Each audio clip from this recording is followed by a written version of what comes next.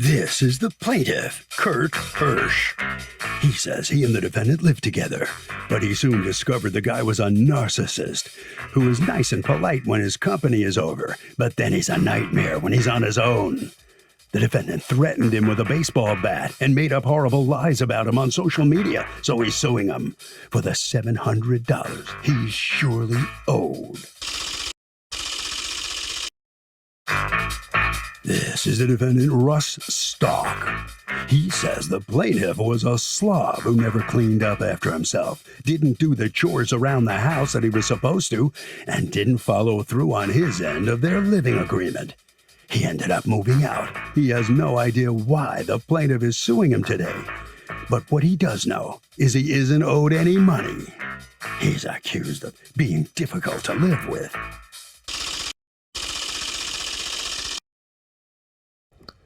All parties, please raise your right hand. People's Court is now in session. The Honorable Judge Marilyn Leon is now presiding.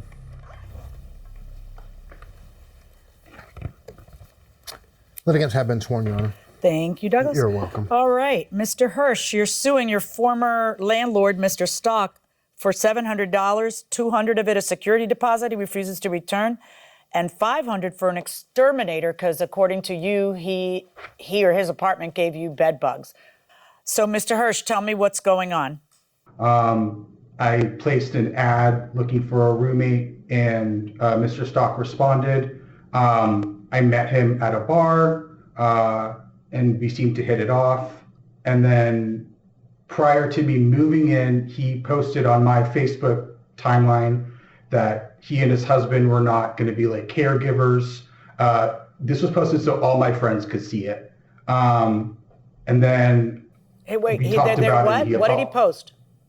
He's like, me and my husband are not going to be your nursemaids or your maids. I don't remember the exact post because this is over a year ago. But why? I told him that, like, I'm not good with cleaning. I'm just not. I don't pretend to be. But he took it as that I'm not going to clean at all, like, ever. And so that's why he posted that on my Facebook page. Well, but was he talking to you and telling you, listen, you need to understand, but then he put it on your page and other people saw it? Yes. Okay. Did you mean to send that directly to him, or did you mean to post it so that everybody could see it, Mr. Stock? It was posted in the comment feed down below a post. So you knew that everybody was going to see it? Various feeds. Yeah, so you knew everybody I knew that everybody would see it on. You did? Well, sure I did, yeah. That's kind of hostile. I wouldn't even move in after that. I'd say, well, this is a sign of things to come. That was actually posted several months after he moved in. Oh, according to you, that's several months later. There was no reason to post anything like that. We didn't even know him yet. He hadn't moved in yet. Okay. So in any event, you move in, and at the beginning things are okay, and then what happens? What goes wrong, Mr. Hirsch? I saw him like strike his dog, and I was upset by that. And so he was like, well, listen, I've been raising dogs. How did he hit his dog? With a fist, with a slap, with an object? Okay. What? Slap. Okay. And hard? Yes. For misbehaving how? I don't remember exactly. Okay. So did you say something to him? I remember being upset, and I think I did say something to him. And he was like, listen, we've been raising animals since before you were born. And that's where things started to go downhill. He would get drunk like every night. He would drink Natty Light and get drunk every night. And when he got drunk, he would say really awful things, like no one in the house liked me, how he thought effeminate gay men were abhorrent. He called me a racist Jew prior to moving out. And I'm about as racist as he is sober. How did things go so bad? What was the problem, do you think? I know I wasn't keeping up with my end of the cleaning, but I was cleaning up after his dogs who would poop in the house. Well, that's nice of you, but was there a schedule for people to clean the common areas? Not an official one, no. Was there an unofficial one? There were times that I did it. I even bought like a Swiffer so I could sweep the floor and mop the floor because it was easier than using a broom and a mop for me. So I did do that when he asked me to do it. Okay. He just wasn't satisfied with how clean it was. Okay. or the fact that he had to ask you to do it probably. But all right, so when do you decide to leave and how does that go down? The last month I was there, I ended up with COVID. He wouldn't let me do laundry downstairs. He threatened to throw my clothes out in the front yard if I did laundry. So I had to drag my stuff to the laundromat. With this COVID? is while I had COVID. Wait, Yes. what? I don't understand. Why would you do that and expose everyone else to COVID? Why? I don't get it. Because I was scared of him. Why were you scared of him? Because he had a temper. There was New Year's Eve last year where we got into like a verbal argument, and I did threaten to call the police. So he came up and banged on my door, saying that, go ahead and call the police, call the police. I ended up calling my friend who worked at the time for the sheriff's office, and he came over, and Russell pulled his Jekyll and Hyde act, that he was, like everything. He was trying to make me look like I was acting crazy, and he was being nice and polite and everything. And I ended up going to a hotel for a couple nights because I just didn't want to be there. And then I ended up moving out and just taking all my stuff and leaving. Did you move out while you had COVID? Yes. Did the fellow whose house were you moving into? Was it a friend? Another roommate, another person that I had met through Craigslist. Did that person know that you had COVID when you moved in? Yes, I told him. Oy. So you're suing for the $200 security deposit that he won't return to you. Did he tell you why he wouldn't return it? Because I was not keeping up with the cleaning. Okay. And tell me about the $500 exterminator bill. He had Russell had bed bugs in his house. He told me they were fleas. He told me he was going to take care of it. And I ended up bringing him to the next place I moved into. And I had to pay for an exterminator. Oy. Okay. Mr. Stock, let me hear your side of things. Thank you, Your Honor.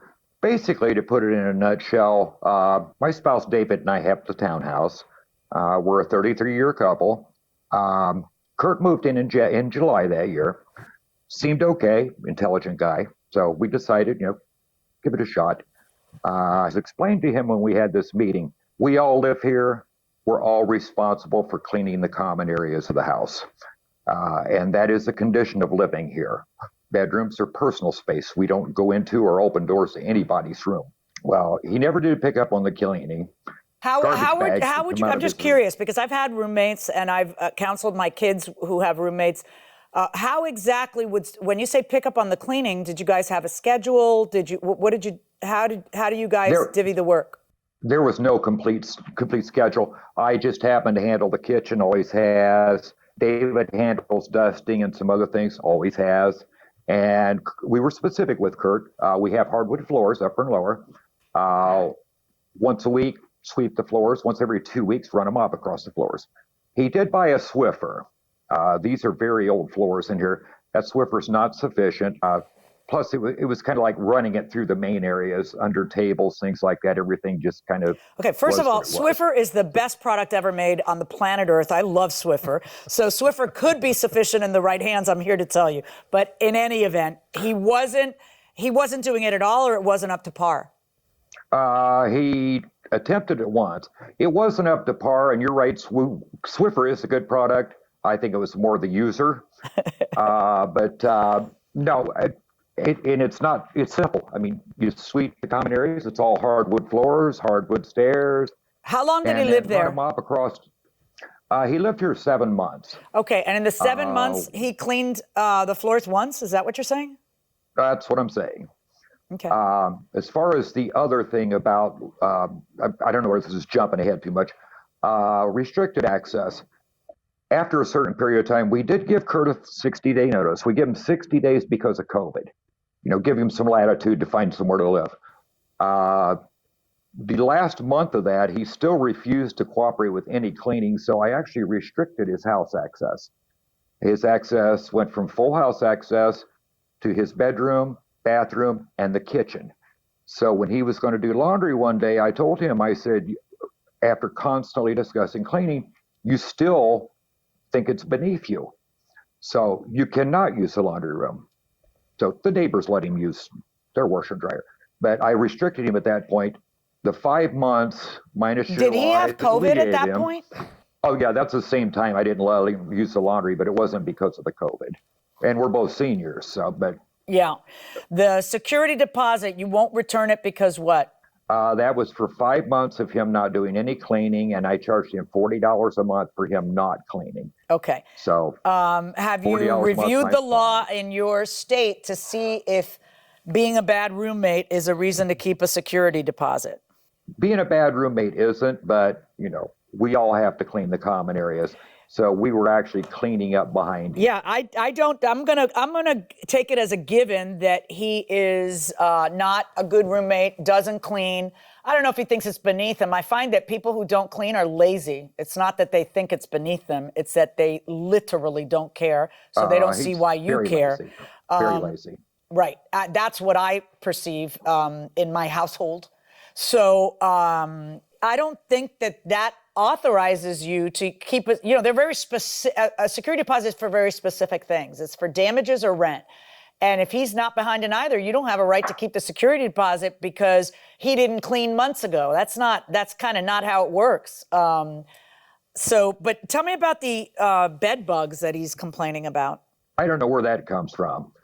We have 5 pets. We have 3 cats, 2 dogs. Kurt moved in right at the beginning of flea season. Happens every year around July, goes away with the first frost. We treat the yard, treat the pets, spray the furniture. Some fleas are still going to be around until we have our first frost. As far as the abuse of the pets, I'm not sure what that's all about. David and I've had pets for 32 years. Good pets. So He says you smacked your dog for misbehaving, which the going wisdom is that's not a good idea because they don't operate that way. Well, that doesn't happen because that's not a good idea. Yeah. Our pets are very happy. Do you have bed bugs? Pardon me? Does your house have bed bugs? No. Have you ever had them? We've never had them, but we've had a lot of friends that have had them because we rank in the top 5 for bed bug infestations in this city. So I know a lot of people that have had them. Wait, what do you mean you rank in the top 5 for bed bugs in this? You mean your city ranks in the top 5 in the country? Our city ranks number 4 in the country. For bed bugs? So that would be it for bed bugs. That would be an easy thing to fall back on because everybody in our city is familiar with bed bugs. Yeah, we rank number 4. But he says that he complained and said there's bed bugs and that you said, no, they're fleas. Did that happen or no? We never heard anything from him about fleas or bed bugs, either one, all the time he lived here. Okay. Who's with you there? My spouse, David. Does he want to testify or no? Yeah. Okay. Okay. Hello. Hi, David. What's your full name? David Stock. Raise your right hand, please. Do you solemnly swear to tell the truth, the whole truth, and nothing but the truth, so help you God? Yes, I do. Thank you. Do you recall Mr. Hirsch? You can put your hand up. Do you recall Mr. Hirsch ever complaining about bed bugs to you or asking about bed bugs? He never said anything to me about them. All right. Have you folks ever had bed bugs? No, we haven't. Have you ever treated for bed bugs? We treat for all kinds of bugs. We've had fleas and spiders, gnats, flies, that kind of stuff. So we constantly treat for those things. But I've never seen any bugs. Okay. You could actually switch back with Russ. Mr. Hirsch, can you tell me, how do you know, do you have any proof that there were bed bugs in your new place? Yeah, my roommate, first I saw them crawling on my bed when I moved into the new place, and then they eventually went into my roommate's room and they freaked out and they took a picture of the bug, which I showed to the exterminator, and he said that is a bed bug, that is not a flea. So they did not have bed bugs at the house prior to me moving in there. And they actually got really upset that I brought bed bugs into the house.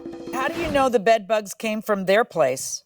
Because I didn't have them in Pittsburgh. Yeah, I know. But you know how bed bugs happen? Somebody doesn't have them, and then one day they do have them, right? That's how bed bugs happen. The bed bugs don't sign the lease and give you notice or anything. It just happens. And it happens from transfer from place to place. It can be on your luggage. It could be in the finest hotel in New York. Ask me how I know. The bed bugs don't, nobody knows where the bed bugs came from other than the bed bugs, and they ain't talking, right? They're not testifying that they came from this house or that house or how they got from place to place.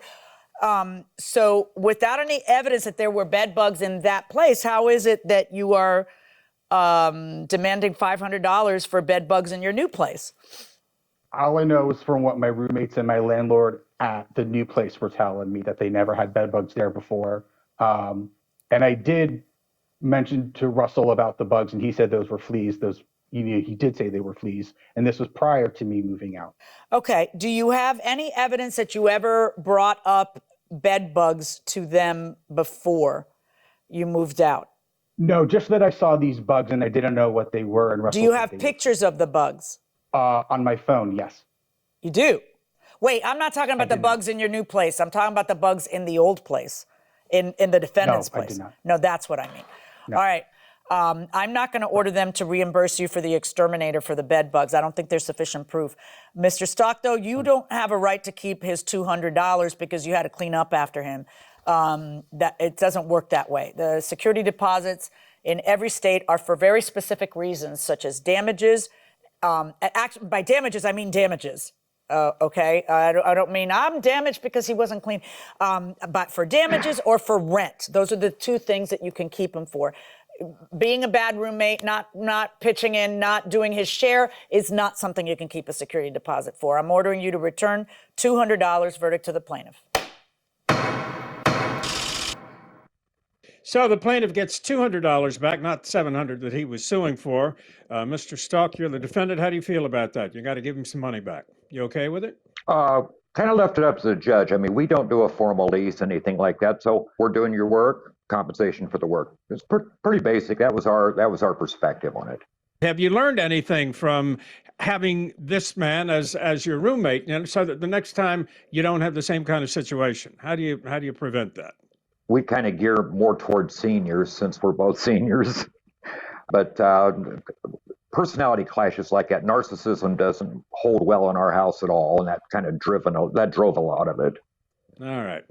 Well, listen, I'm sorry, but that's the judge's decision. You got to give him back $200. Mr. Hirsch, let me ask you. I know you wanted a lot more money than that, but $200 is better than nothing. What do you think? Yeah. Yes, that I'm okay with that. And how about you? You learn anything from this experience of living in that house? Get to know people better before you move in. All right. All right. Thank you very much. Harvey? You know, Doug, I want to spend a second just talking about the bed bug issue, which is actually an issue for lots of tenants. And how do they prove where the bed bugs came from? Fact is, it's a really hard thing to do for a couple of reasons. One is you don't know who the offender is who initiated it. But even if you can roughly find out, bed bugs are kinds of things that don't just stay in one unit. They often go around an apartment building, and you just don't know where they emanated from. So it's a hard case to prove.